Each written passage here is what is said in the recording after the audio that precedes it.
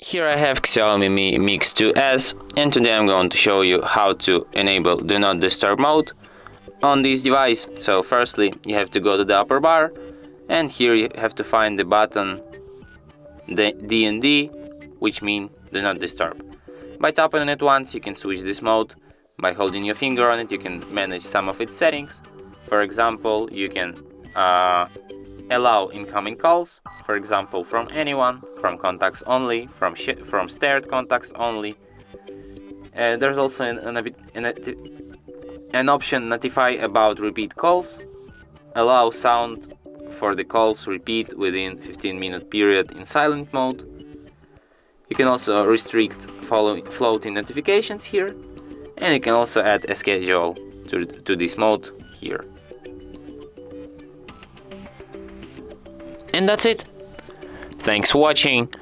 If you find this tutorial useful, don't forget to hit that like button and subscribe to our channel.